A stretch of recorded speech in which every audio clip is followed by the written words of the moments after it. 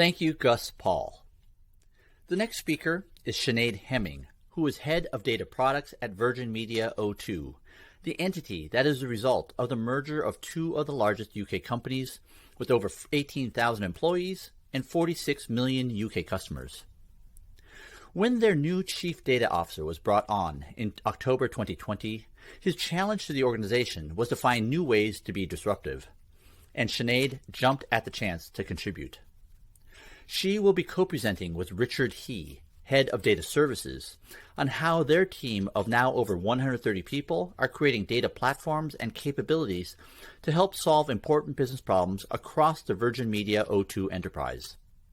They will be talking about specific data technology choices they've made, patterns they've chosen to invest in, as well as the philosophies and the engagement models they use to help elevate the use of data in the organization. One of my favorite parts of this talk is the fabulous testimonials they've gotten on the work they are doing. They were recently awarded the Google Cloud DevOps Award, which resulted in a pretty special congratulations message to the team. So here is Sinead and Richard. Thank you so much, Gene. We're absolutely delighted to be here representing Virgin Media O2 in the journey that we've been on in the last 12 months. So let me tell you a little bit about Virgin Media O2 for those that don't know.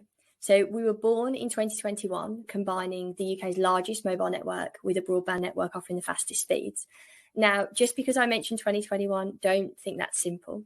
So Virgin Media goes back to 2006 through a merger of many legacy companies, and O2 goes right back to like 1985 through the merger of many different companies coming together. We're actually one of the UK's largest businesses now, and we've got 46 million customers and around 18,000 employees across the UK.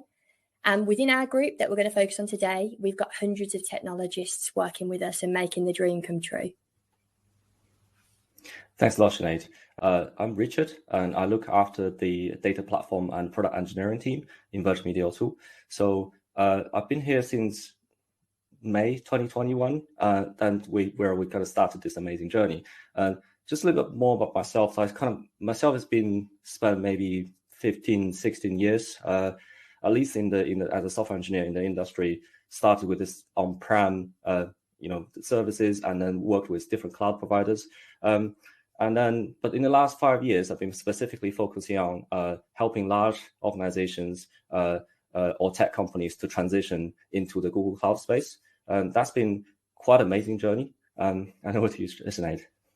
Thank you, Richard. Yeah, so quite similar to Richard, but I joined the team a couple of months earlier. So I joined in March 2021 following maternity leave. So for me, for the last 4 or 5 years, I've wanted to move into data. I've been at Virgin Media for 5.5 years and working in product management with software engineers for the last over a decade now.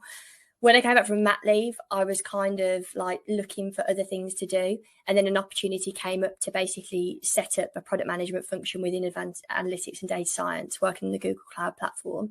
And it couldn't have come at a better time. So within advanced analytics and data science, we've got about 130 people now, and we're growing rapidly. Within this group, we've got people that have been with Virgin Media for some years, many years, and others that have come from external companies, so hiring talent from all across the UK. I guess we're very much remote, and we go into the office for purposeful time. What that has done is tapped into other people that probably wouldn't have applied for particular roles before. The journey that we've been on has been mega exciting, and it kicked off really May last year. But taking a step back to that, just before I went on maternity leave in 2019, we had a chief digital officer join us, and that was the first time we had that representation on the C-suite. So when I came back from mat leave, I saw a massive shift in the behaviours of the leadership team and kind of the commitments and the journey that we're on, basically, and that's why we're here. So I guess the business problem we're trying to solve is we're bringing a legacy company with very complex systems into today's world, into the cloud. And there's, why are we doing that? Customers' expectations are changing faster than ever. You and I know that. Speed at which ideas can be executed is faster than ever.